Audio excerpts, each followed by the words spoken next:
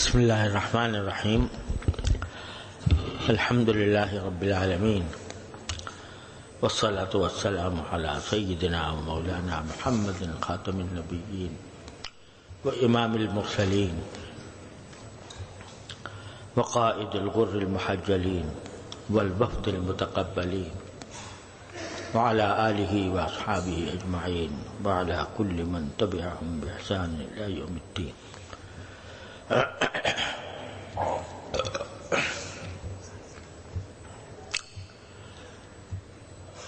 کافی عرصے سے قرآن کریم کی دعاؤں کا بیان چل رہا ہے۔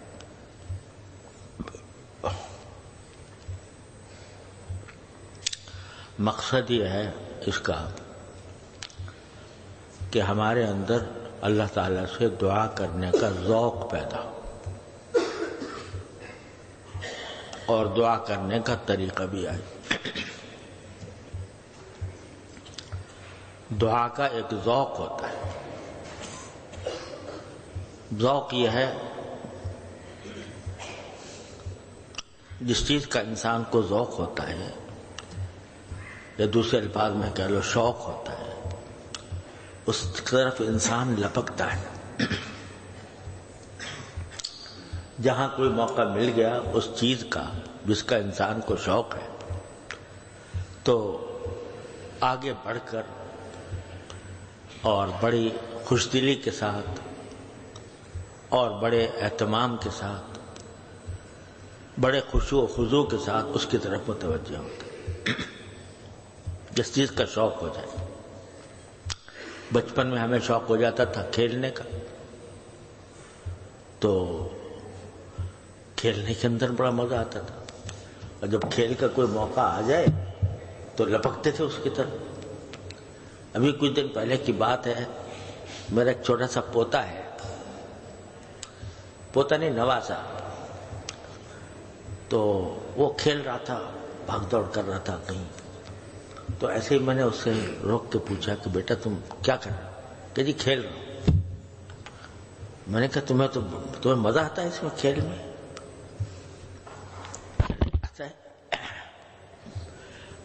وہ کچھ عجیب سا کچھ کھیل تھا، تو میں نے کہا تمہیں مزہ آتا ہے اس میں؟ کہنے لگا کہ جی آتا ہے۔ تو میں نے کہا کیوں مزہ آتا ہے تمہیں؟ اس میں تو کوئی خاص بات نظر نہیں آ رہی اس کھیل میں۔ تو کیا جواب دیتا ہے وہ؟ کہتا ہے ابا جب آپ چھوٹے تھے تو آپ کھیلتے تھے تو مزہ آتا تھا کہ نہیں آتا تھا؟ اس نے مجھے لاجواب کر دیا، کہنے جب آپ چھوٹے تھے بچپن میں کھیلا کرتے تھے کہ نہیں کھیلا کرتے تھے؟ میں نے کہا کھیلتے تھے۔ کہنے کہ مزہ آتا تھا آپ کو نہیں آتا تھا؟ تو میں نے کہا بھائی آتا تو تھا۔ کہنے بھائی میں آ رہا ہے مزہ۔ تو جب کسی چیز کا شوق ہوتا ہے، یہ ذوق پیدا کر دیتے ہیں اللہ تبارک و تعالیٰ، اس کی طرف لپکتا ہے انسان، اور اس کی دن رات اس کا ایک شوق، اس کا ایک لگن انسان کے دل میں گھومتی رہتی ہے۔ اگر کسی کو پڑھنے کا شوق ہو گیا،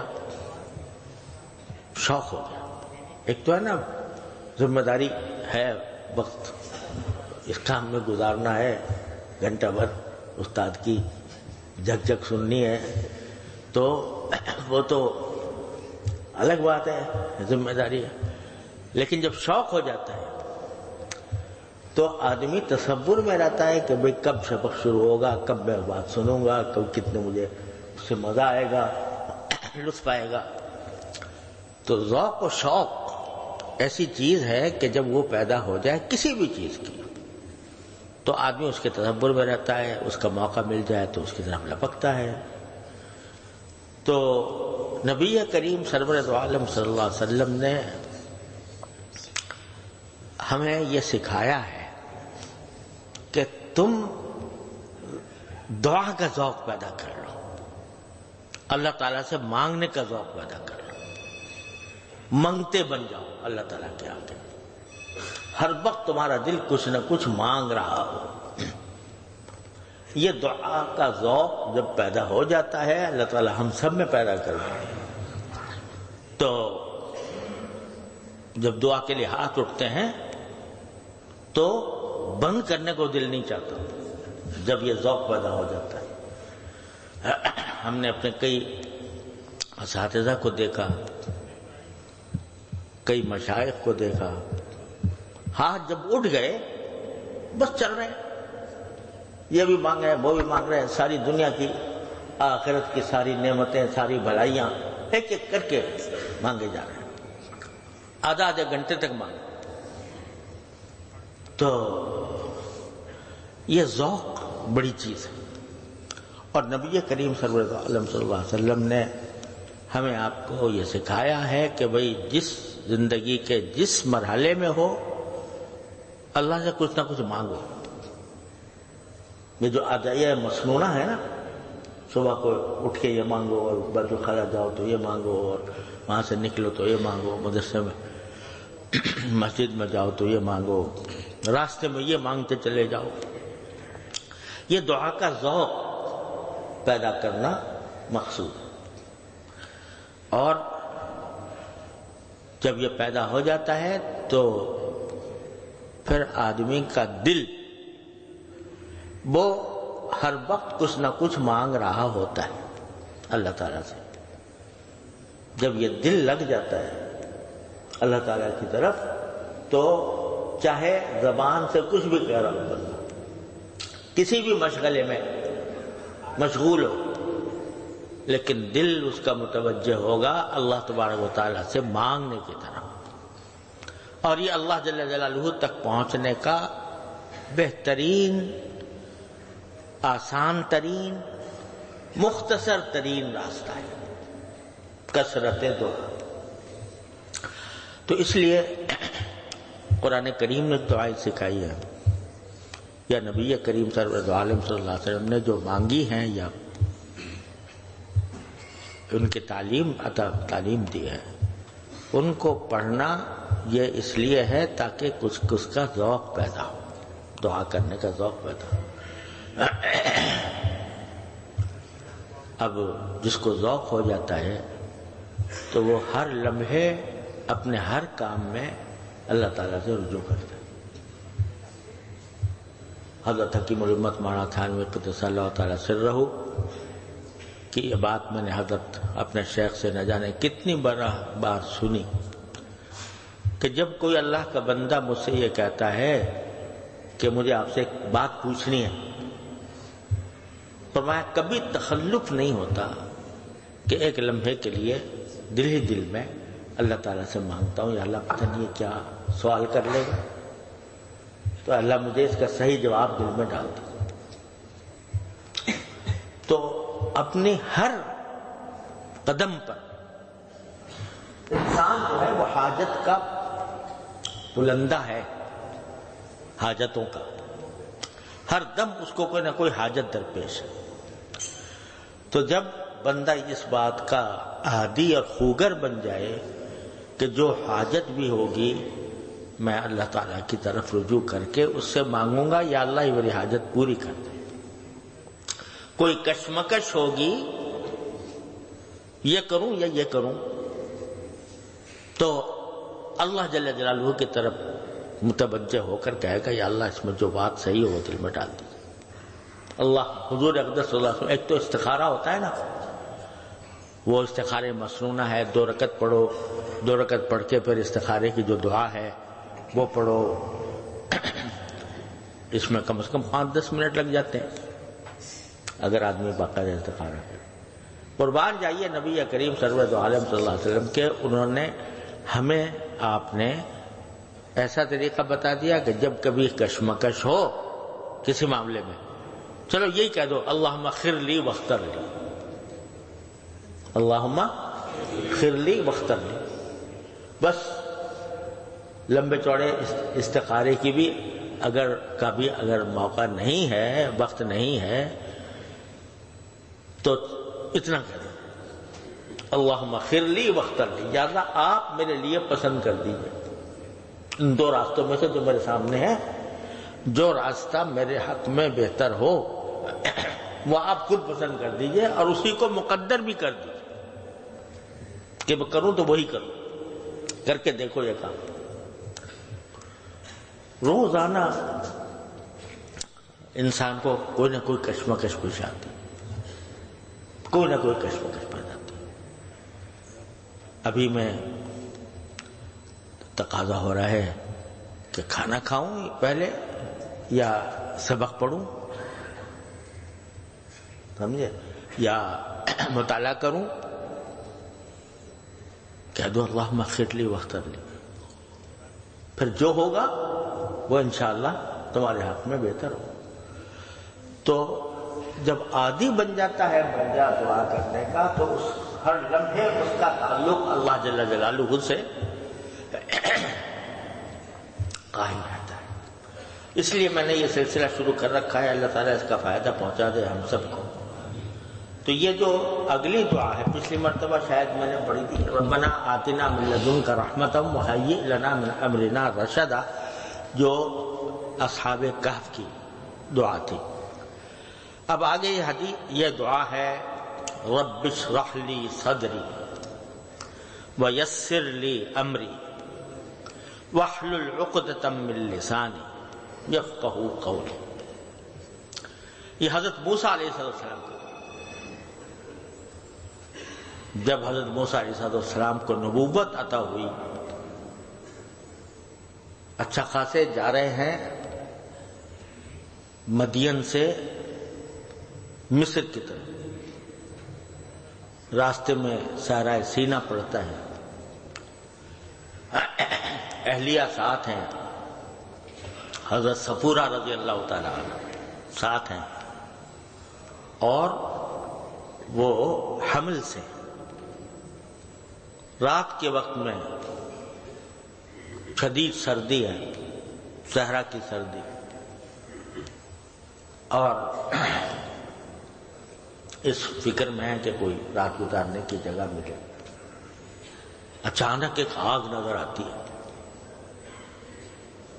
تو ایک امید کی کرن دل میں پیدا ہوتی ہے کہ اس رات کے اندر، رات کے اندھیرے میں یہاں کا آگ ہے تو آگ تھوڑی سی، آگ کا کوئی شعلہ، اس کا کوئی انگارہ میں لے کے آ جاؤں تو رات کی سردی ہماری دور ہو جائے، میری اہلیہ کی بھی. ان کو ٹھہرا کر آگ کی طرف بڑھتے ہیں. تصور بھی نہیں تھا کہ کیا ہونے والا ہے. آگ کی طرف بڑھتے ہیں تو وہاں آواز آتی ہے، انی انا اللہ رب العالمین، میں تو اللہ ہوں، سارے عالموں کا پروردگار، تمہیں میں نے بلایا. اور اللہ تبارک و تعالیٰ نے معجزہ دیا، کہا کہ لاٹھی زمین پر مارو تو وہ سانپ بننے لگی، ہاتھ کو اندر کرو تو ہاتھ جو ہے وہ اس میں سے روشنی پھوٹنے لگی، اور حکم ہوا کہ ہم نے تم کو نبی بنا دیا ہے، جا کر فرعون کے پاس جاؤ، فرعون کے پاس جاؤ اور اس کو دعوت دو، ایمان کی دعوت دو، لعلہ یتذکر او یخشی، شاید وہ نصیحت مان لے، شاید وہ اللہ سے ڈر جائے. اس کے بعد جاؤ. اب ایک دم سے اتنی بڑی ذمہ داری کا بوجھ دل پر، سر پر ڈال دیا گیا. تو حضرت موسیٰ علیہ السلام کی کیا کیفیت ہوئی ہوگی جب نبی کریم سرورت عالم صلی اللہ علیہ وسلم پر نبوت کا اور رسالت کا بوجھ ہوا. تو اتنا بوجھ ہوا کہ آپ کو جاڑا چڑھ گیا. حضرت موسیٰ علیہ السلام اس صحرا کے اندر آپ کے اوپر یہ ذمہ داری ڈالی گئی ہے، تو کیا کیا خیالات آئے ہوں گے. ان میں سے کچھ خیالات کا قرآن کریم نے ذکر بھی کیا. مثلا ایک خیال ان کو یہ آیا کہ میں تو ان کا مجرم ہوں، فرعون کا،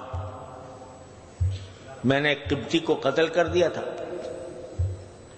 انجانے میں، مارنا تو چاہتے تھے بس مناسب حد تک کہ بھائی ایک مظلوم کے وہ پیچھے پڑا ہوا تھا تو اتنا مارنا چاہتے تھے کہ وہ مظلوم کو چھڑا لیں مناسب حد تک، مگر اللہ نے قوت بہت دی تھی تو وہ ایک ہی مکہ مارا تو وہ اللہ بندہ ڈھیر ہو گیا، ختم ہو گیا۔ تو اس وجہ سے فرعون تک یہ بات پہنچ چکی تھی کہ یہ قتل کرنا چاہتے ہیں، قتل کر کے آیا۔ تو یہ خیال آیا کہ کیسے جاؤں اس کے پاس، وہ تو یعنی میرے خون کا پیاسا ہوا ہے، تو انی اخاف ان یقول لهم علی ذنب، میں نے ان کا گناہ کیا ہوا ہے، فاخاف ان یقتلون، وہ تو مجھے قتل کرنے کی مجھے ڈر ہے کہ قتل کرنا ہے۔ یہ زبردست فکر۔ دوسرے، زبان کے اندر لکنت تھی ہلکی سی، اور لکنت بھی قرآن نے تو اتنا بتلایا ہے، لیکن روایتوں میں آتا ہے کہ جب فرعون نے، اللہ تعالیٰ نے فرعون کے گھر میں پرورش فرمائی تھی حضرت موسیٰ علیہ السلام کی، تو فرعون کی بیوی جو تھی وہ تو بہت محبت کرتی تھی اور ہر وقت ان کی خواہش تھی کہ یہ ہمارے ہاں رہیں، ہم ان کو پالے، لیکن فرعون کو ہر وقت ڈر لگا رہتا تھا کہ مجھے نجومیوں نے کہا ہے کہ ایک شخص پیدا ہوگا اور وہ تمہاری ہلاکت کا، تباہی کا باعث بنے گا۔ تو جہاں کوئی ایسی بات ہوتی تھی حضرت موسیٰ علیہ السلام کی تو وہ اس کو ٹھٹک جاتا تھا، وہ بیوی سے کہتا تھا یار دیکھو یہ تو کچھ بہت ہی ذہین قسم کا آدمی ہے، لگ رہا ہے مجھے بچہ۔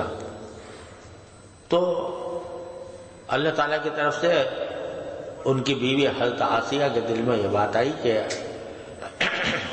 آپ اچھا امتحان کر لیں اس کا کہ یہ بچہ نادان بچہ ہے یا یہ کہ کچھ اور چیز ہے۔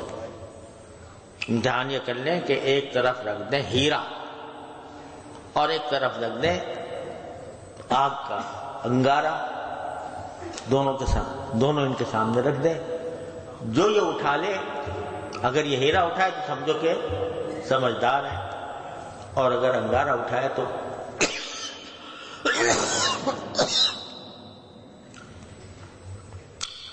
انگارہ اٹھائے تو سمجھو کہ یہ بیچارہ معصوم بچہ ہے۔ رکھے تو حضرت موسیٰ علیہ السلام نے انگارہ اٹھا کر زبان پہ رکھا تاکہ اللہ تعالیٰ نے یہ کام کروایا ان سے، تاکہ فرعون مطمئن ہو جائے کہ نہیں یہ کوئی خاص بات نہیں ہے، بچہ ہی ہے۔ لیکن اس کا اثر یہ ہوا کہ زبان میں لکنت پیدا ہو گئی۔ یہ بعض روایتوں میں آیا واللہ اعلم، بہرحال یہ قرآن نے کہا سے معلوم ہوتا ہے کہ ان کی زبان میں لکنت تھی۔ تو یہ فکر کہ بھائی میں جاؤں گا تو مجھ سے بات تو پوری طرح کی بھی نہیں جاتی، لکنت ہے زبان میں، ہکلاہٹ ہے، رکاوٹ ہے، تو کیسے میں فرعون کے سامنے جا کے بات کروں؟ پھر اکیلا جاؤں گا، کوئی میرا حامی نہیں، کوئی میرا حمایتی نہیں، اتنا بڑا مطالبہ لے کے جاؤں گا فرعون کے پاس کہ تو اپنی خدائی کا دعویٰ چھوڑ دے اور اللہ کو خدا مان کر سارے اپنے برے عقائد سے توبہ کر لے اور بنی اسرائیل کو جو تم نے غلام بنایا ہوا ہے اس کو ہمارے حوالے کر دے۔ اتنے بڑے مطالبات لے کر تنہا جاؤں گا اکیلا؟ تو اس وقت حضرت موسیٰ علیہ السلام نے یہ دعا فرمائی، رب اشرح لی صدری، پہلے ترجمہ سمجھ لو، اے میرے پروردگار، کتنی پیارا انداز خطاب ہے، اے میرے پروردگار اشرح لی صدری، میرے لیے میرا سینہ کھول دیجئے.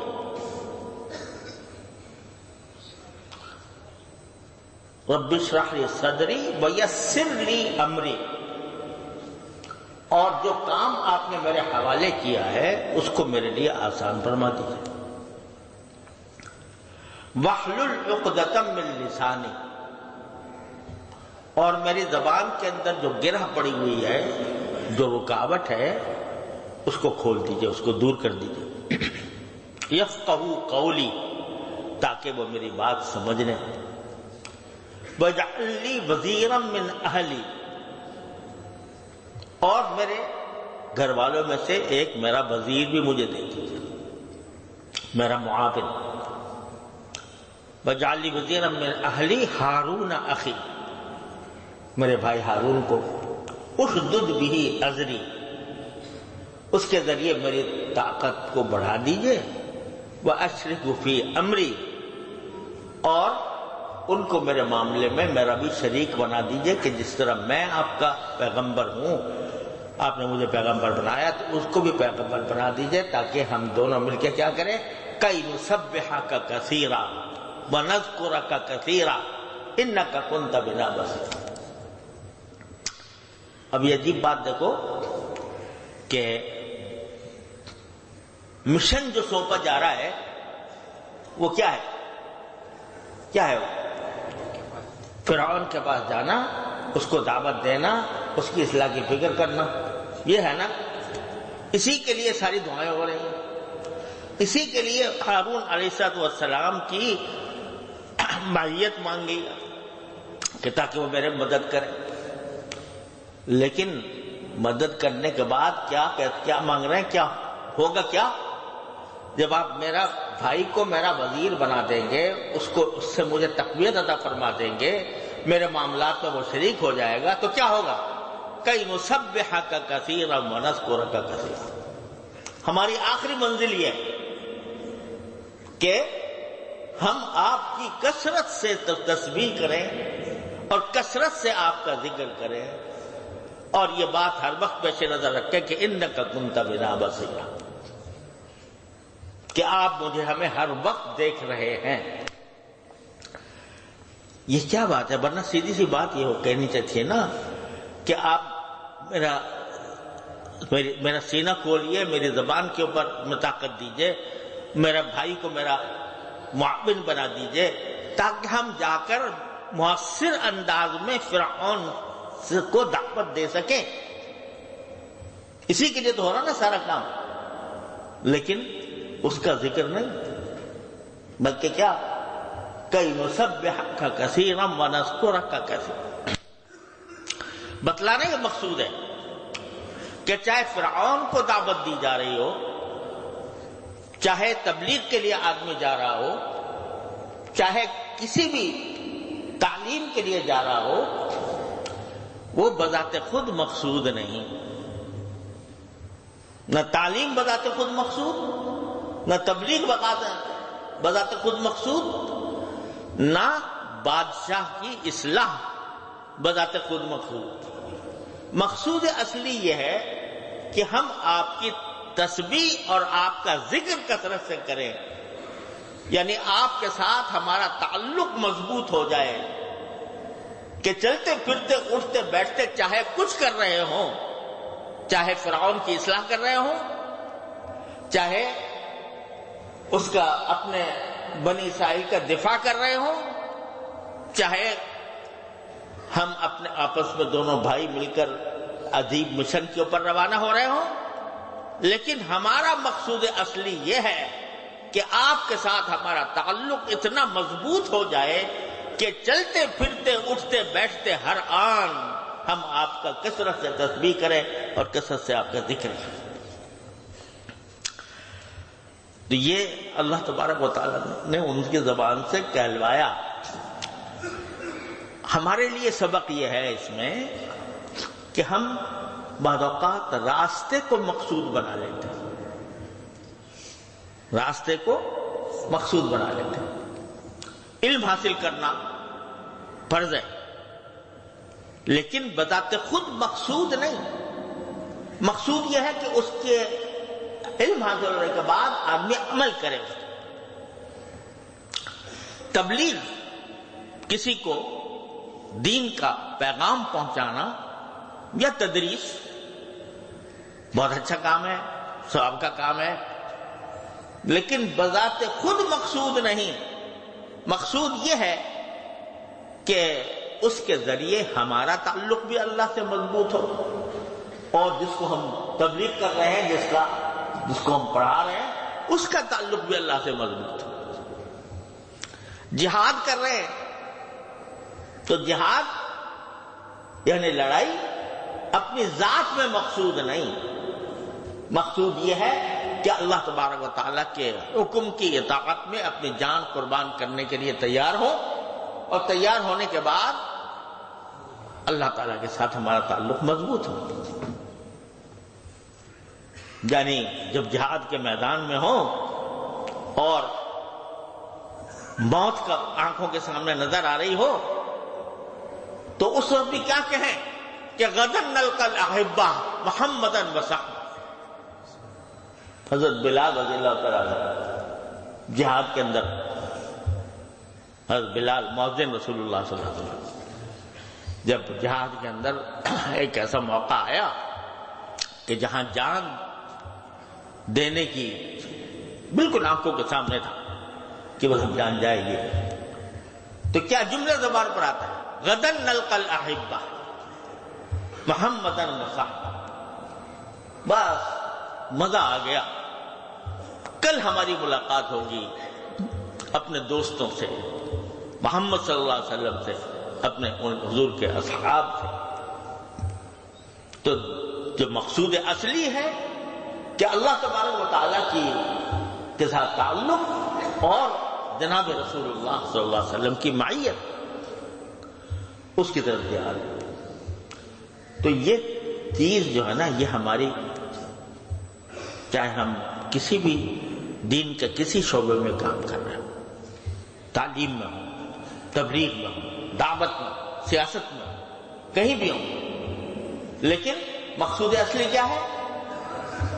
کئی نسبحک کثیرا ونذکرک کثیرا انک کنت بنا۔ اب ذرا اس دعا کے بارے میں جو الفاظ ہیں ان کو پر غور کرو۔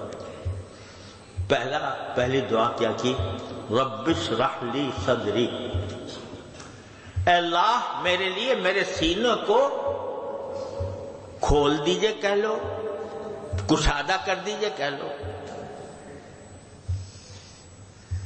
اب بیچاری اردو زبان جو ہے نا، وہ بڑی چھوٹی سی زبان ہے، اس کے اندر ہر مفہوم کو ادا کرنے کے لیے کوئی الگ لفظ نہیں ہوتا، تو نتیجہ یہ کہ ہم ترجمہ جب کرتے ہیں تو اسی محدود دائرے میں رہ کر کرتے ہیں۔ شرح، شرح یشرح شرحا، عربی زبان میں اس کا جب ترجمہ کرتے ہیں ہم تو کہتے ہیں کھول دے، کھولنا، اور بعض اوقات اس کے معنی کسی چیز کو وسعت دے دینا، لیکن دونوں لفظ اس کے پورے مفہوم کو ادا نہیں کرتے۔ شرح یشرح شرحن کے معنی یہ ہوتے ہیں کہ کسی چیز کے چھپی ہوئی صلاحیتوں کو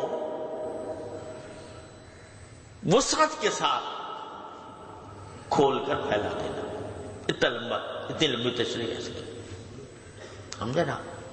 صرف کھولنا نہیں، بلکہ اس کے اندر جو چھپی ہوئی صلاحیتیں ہیں ان صلاحیتوں کو خوب پھیلا کر، تفصیل کے ساتھ پھیلا کر کھول دینا۔ یہ جو ہوتا ہے نا وہ کتاب، فلاں کتاب کی شرح، کیا مطلب ہے شرح؟ شرح ہونے کا معنی یہ ہے کہ جو کتاب کے اندر جو باتیں پوشیدہ ہیں اس میں اغلاق تھا، اس میں اختصار تھا، اور اس شرح میں آ کر اس کی چھپے ہوئے نکات کو، چھپے ہوئے خزانوں کو وسعت کے ساتھ کھول دیا، پھیلا دیا۔ یہ ہوتی ہے شرح۔ تو جب یہ مانگا کہ میرے سینے کو کھول دیجئے، تو کیا مانا کہ اس سینے کے اندر جو اشکال ہے، ابہام ہے، اجمال ہے، اس کو کھول کر پھیلا کر کھول دیجئے کہ میرا بالکل پورا مکمل مجھے اطمینان حاصل ہو جائے۔ اسی کو اردو میں تعبیر کرتے ہیں شرح صدر ہو جانا۔ شرح صدر یعنی کسی بات پر اتنا اطمینان ہو جانا کہ اس میں دوسری جانب کا کوئی امکان باقی نہ رہے، اس کو شرح صدر کہتے ہیں۔ سمجھے نا؟ قرآن کریم فرماتا ہے الم نشرح لک صدرک۔ رسول کریم صلی اللہ علیہ وسلم پر اپنے انعامات کا ذکر کرتے ہوئے اللہ تبارک و تعالیٰ نے فرمایا کہ کیا ہم نے تمہارا سینہ کھول نہیں دیا؟ کیسے کھولا؟ وحی آنے کے بعد، نبوت آنے کے بعد طویل زمانہ رسول کریم صلی اللہ علیہ وسلم پر ایسا گزرا ہے کہ سخت بے چینی میں آپ مبتلا تھے۔ بعض روایات میں آتا ہے کہ آپ فرماتے ہیں میں ایسے حالات سے گزرا ہوں، اس حالت میں کہ دل چاہتا تھا کہ میں پہاڑ پر چڑھ کر خودکشی کروں۔ ایسی بے چینی کا حالت، کیا وہ تصور ہم کر نہیں سکتے اس بے چینی کا جو رسول کریم صلی اللہ علیہ وسلم پر ظاہر ہوئی تھی۔ بعد میں اللہ تبارک و تعالیٰ نے اس بے چینی کو دور کر کے سینہ کھول دیا۔ تو اس نعمت کو اللہ تعالیٰ بتا رہے ہیں الم نشرح لک صدرک، کیا ہم نے تمہارے سینے کو کھول نہیں دیا؟ ووضعنا عنک وزرک الذی انقض ظہرک، اور تمہارے اوپر جو بوجھ تھا جس سے تمہاری کمر توڑ رکھی تھی، وہ بوجھ ہم نے ہٹا دیا۔ تو شرح صدر کا لفظ اس وقت استعمال کیا اللہ تبارک و تعالیٰ نے، ظاہر ہے نبی کریم صلی اللہ علیہ وسلم نے جب آنکھوں سے دیکھا، جبرائیل امین نے آپ کو وحی پہنچائی، تو کوئی یقین تو تھا پورا، لیکن کیا کیفیات تھی جن سے گزر رہے تھے اللہ تعالیٰ بہتر جانتے ہیں۔ اس میں باوجود کہ آپ اللہ تعالیٰ کی وحی پر ایمان رکھتے تھے، لیکن طبیعت میں گھٹن تھی، ایک اضطراب تھا، ایک بے چینی تھی۔ تو اللہ تعالیٰ نے جب اس کو کھول دیا تو شرح صدر، تو یہ شرح صدر بھی اللہ تعالیٰ کی بڑی نعمت ہے کہ آدمی کو کسی چیز کے اوپر اتنا اطمینان ہو جائے کہ اس کے خلاف کوئی تصور اس کو بھٹکا نہ سکے، اس کو شرح صدر کہتے ہیں۔ اور اس کی ہمیں ہر چیز میں ضرورت ہوتی ہے۔ اگر فرض کرو ایک آدمی کو یہ خیال ہے کہ میں کون سی تجارت شروع کروں، کئی راستے اس کے سامنے ہیں، بے چینی میں مبتلا رہے گا، یہ کروں یا کروں، اس میں یہ شک ہو رہا ہے، اس میں یہ شک ہو رہا ہے۔ لیکن اس وقت اگر وہ اللہ تعالیٰ سے مانگے رب اشرح لی صدری، اللہ مجھے شرح صدر فرما دیجئے، میرا سینہ کھول دیجئے کہ میں کون سا راستہ اختیار کروں۔ اسی طرح کسی کو نکاح کرنا ہے اپنا اولاد کا، کئی راستے سامنے، کیا کروں، یہاں کروں وہاں کروں، تو اس وقت میں بے چین ہوتا ہے کہ نہیں ہوتا؟ تو مانگے اللہ تعالیٰ سے رب اشرح لی صدری، اے اللہ میرا سینہ کھول دیجئے۔ یعنی جو صحیح راستہ ہے وہ دل میں اس طرح اس کے اوپر جم جائے دل کہ اس میں کوئی شبہ باقی نہ رہے، کوئی شک باقی نہ رہے، اطمینان کامل حاصل ہو، اس کو کہتے ہیں شرح صدر۔ یہ مانگ رہے ہیں حضرت موسیٰ علیہ السلام۔ پہلی چیز جس کی مجھے ضرورت ہے اس وقت وہ شرح صدر ہے، کیونکہ طرح طرح کے وساوس آ رہے ہیں، طرح طرح کے خدشات پیدا ہو رہے ہیں، مجھے مار دیں گے، مجھے قتل کر دیں گے، میری بات نہیں سنیں گے، مجھے دھتکار دیں گے، مجھے داخل نہیں ہونے دیں گے، میری قوم کو نقصان پہنچائیں گے، ہزار طرح کے شبہات پیدا ہو رہے ہیں۔ تو پہلا کام تو مجھے حاجت جو ہے پہلی وہ یہ ہے کہ میرا سینہ کھل جائے کہ بس جو کام کرنے جا رہا ہوں بس وہی صحیح ہے، اطمینان کامل حاصل۔ اس کی ہمیں ہر قدم پر ضرورت ہوتی ہے شرع صدر حاضر۔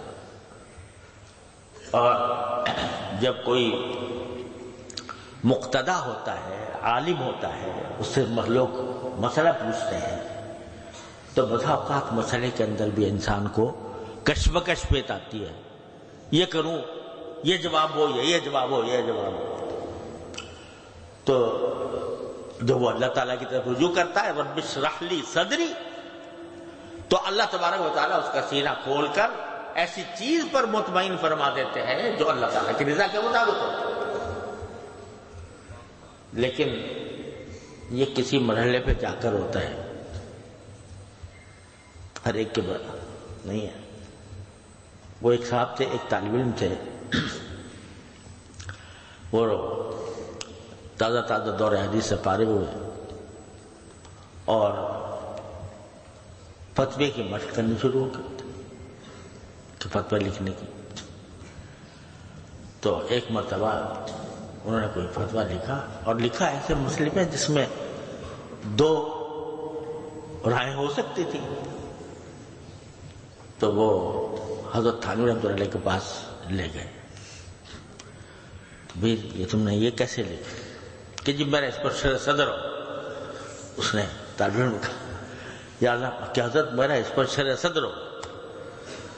تو حضرت نے اس کے جواب میں فرمایا کہ اچھا ماشاءاللہ آپ کو بھی شرع صدر ہونے لگا۔ مطلب یہ کسی وقت میں جا کر آدمی کی یہ بات ہوتی ہے کہ اللہ تبارک و تعالیٰ اس کو کسی بات کے اوپر شرع صدر عطا فرما دیتے ہیں۔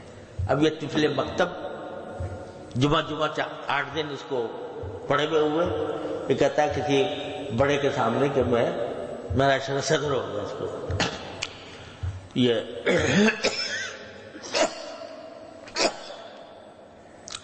بعض اوقات جہل مرکب جو ہوتا ہے نا، جہل مرکب، تو اس میں بھی شرع صدر ہو جاتا ہے۔ اس کو پکا ہوتا ہے پتا کہ یہ میں جو سمجھ رہا ہوں بالکل صحیح ہے۔ تو وہ عربی زبان میں ایک شعر ہے کہ ایک کوئی ایسے ہی چلتے پھرتے آدمی تھے، بظاہر مولوی ہو گئے تھے، تو ان سے کسی نے کوئی مسئلہ پوچھا۔ اس نے کہا جی میری نظر میں تو میری نزدیک تو یہ ناجائز ہے، میرے نزدیک۔ تو ایک بڑے عالم تھے، انہوں نے وہ شعر لکھا، کہا شعر سے اس کا جواب دیا کہ یقولون ھذا عندنا غیر جائز، یقولون ھذا عندنا غیر جائز ومن انتم حتی یکون لکم عندو،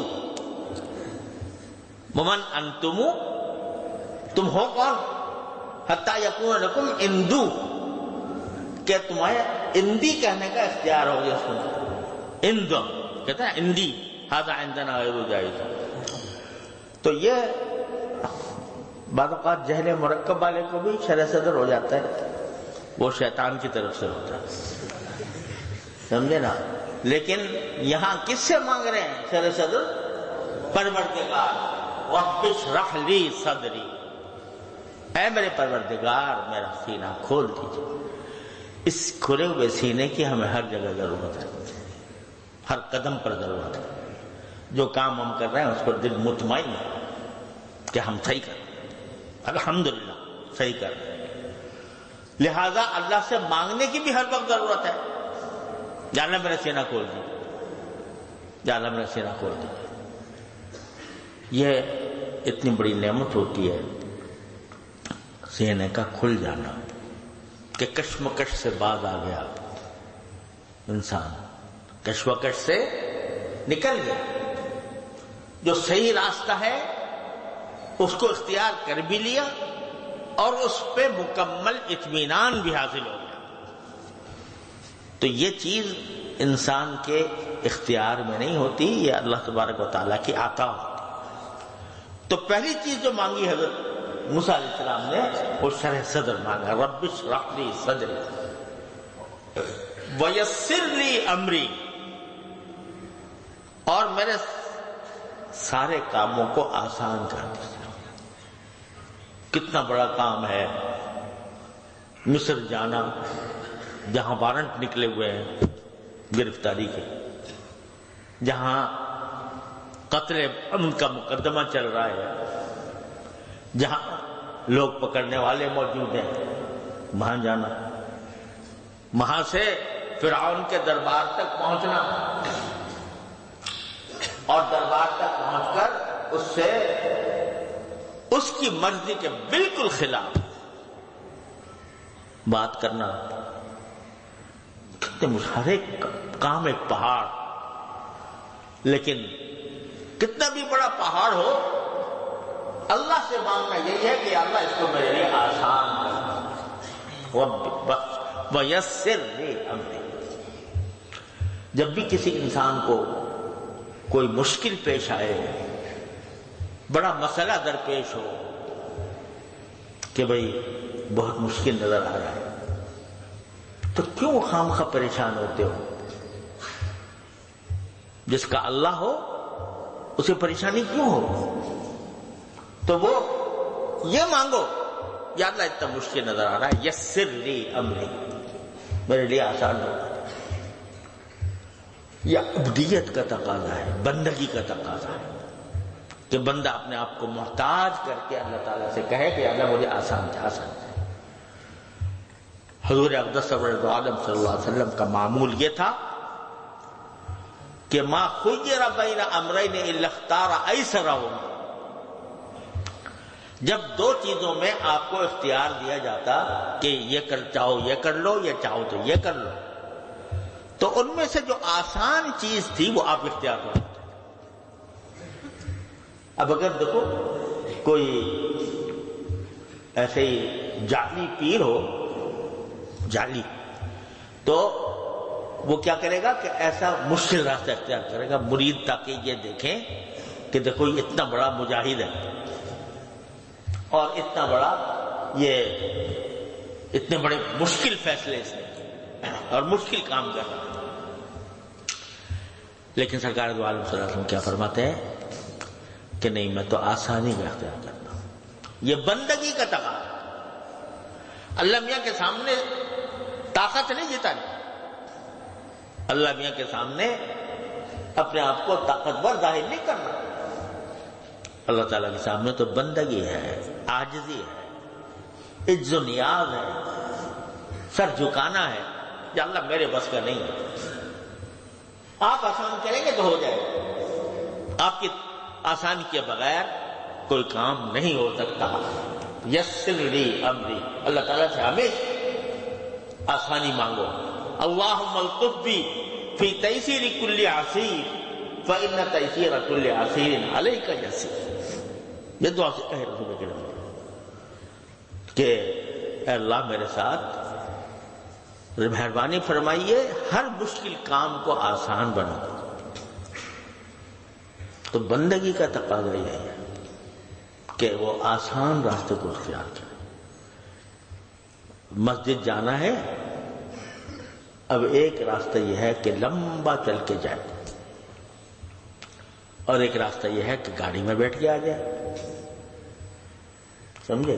اگر واک کرنی ہے تو خیر، ورزش کرنی ہے، یا یہ کہ یہ خیال ہے کہ بھئی میرے نشانے قدم گنے جائیں گے اللہ تعالیٰ کے ہاں، لیکن اپنے آپ پر زبردستی کر کے نہ دنیا کا فائدہ مقصود ہے، نہ قدم گنے جانے کا فائدہ مقصود ہے، یہ دکھانا مقصود ہے کہ بھئی میں تو اتنا مشکل کام، جب دو راستے ہیں تو میں مشکل کام اختیار کروں۔ یہ سنت کے خلاف۔ سنت یہی ہے کہ آدمی اپنے لیے آسانی کا راستہ تلاش کرے۔ تو وہ یسر لی امری، ہر بات میں بندے کو چاہیے کہ اللہ تعالیٰ سے آسانی مانگے، اور واحلل عقدۃ من لسانی، اے اللہ میری زبان سے گرہ کھول دو۔ وہاں تو حقیقی گرہ ہے، لکنت تھی حضرت موسیٰ علیہ السلام کی زبان مبارک میں، تھوڑی سی رکاوٹ تھی،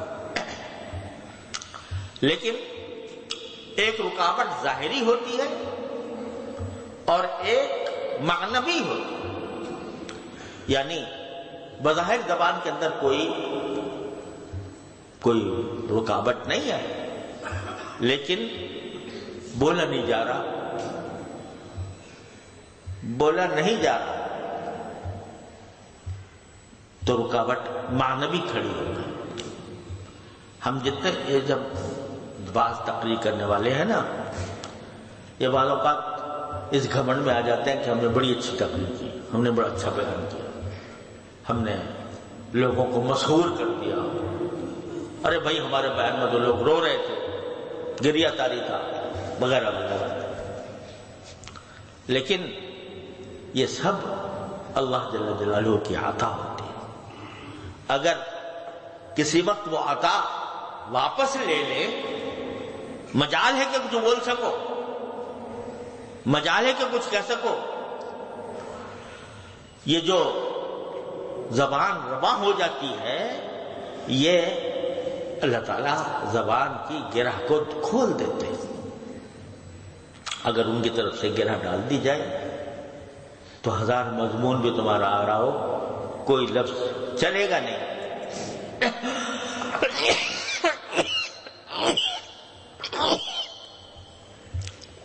واحلل عقدۃ من لسانی، پھر آخر میں یفقہوا قولی، کہ میری زبان کھل بھی گئی اور میں نے خوب اچھی طرح دعوت بھی دے دی، لیکن ان کے دل میں نہ اتری، تو اللہ ان کے ایسا بنا دیجیے کہ وہ میری بات کو سمجھ بھی لیں، ان کے دل میں بھی اتر جائے۔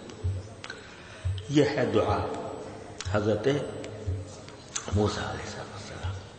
اور جیسے میں نے عرض کیا کہ بزرگ بتاتے ہیں کہ بھئی جب کسی کو بیان کرنا ہو، کسی کو کوئی درس دینا ہو، تو اس سے پہلے یہ پڑھنا چاہیے، لیکن صرف اسی کے ساتھ مخصوص نہیں ہے۔ جہاں بھی کوئی آدمی کسی کشمکش کا شکار ہو، یہ کام کروں کہ نہ کروں، تو اللہ تعالیٰ سے شرح صدر مانگے، رب اشرح لی صدری ویسر لی امری۔ خلاصہ یہ کہ جو حاجت ہو، جو مسئلہ درپیش ہو، جو مشکل درپیش ہو، تو ایک مومن کا راستہ یہ ہے کہ وہ رجوع اللہ، اللہ تعالیٰ کے رجوع کرے۔ اسی کو انابت کہتے ہیں، اسی کو اخبات کہتے ہیں، منیبین الیہ، اللہ یجتبی الیہ من یشاء ویہدی الیہ من ینیب۔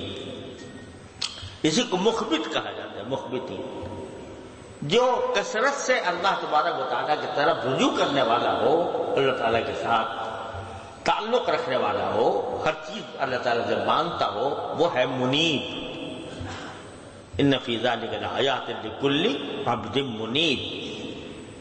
جب بندہ اللہ تعالیٰ کی طرف رجوع کر لیتا ہے اور رجوع کا عادی بن جاتا ہے، تو اس کے اوپر علوم بارد ہوتے ہیں،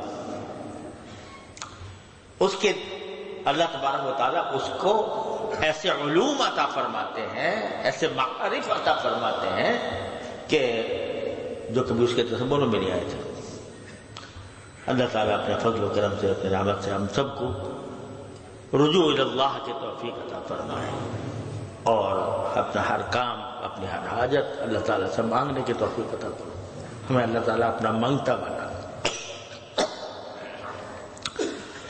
اللهم صل على سيدنا محمد كما صليت على ابراهيم وعلى ال ابراهيم۔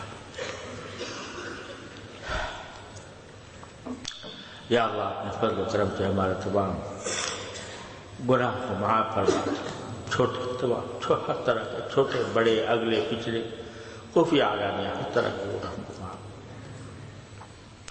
اے اللہ ہمارے اعمال و اخلاق کی اصلاح فرما دے۔ یا اللہ میں کثرت سے اپنے طرف رجوع کرنے والا بنا دے۔ یا اللہ اپنے منیب بندوں میں شامل فرما دے۔ یا اللہ اپنے منیب بندوں میں شامل فرما دے۔ یا اللہ اپنے منیب بندوں میں شامل فرما دے۔ یا اللہ آپ نے فرمایا اللہ یجتبی الیہ من یشاء ویہدی الیہ من ینیب۔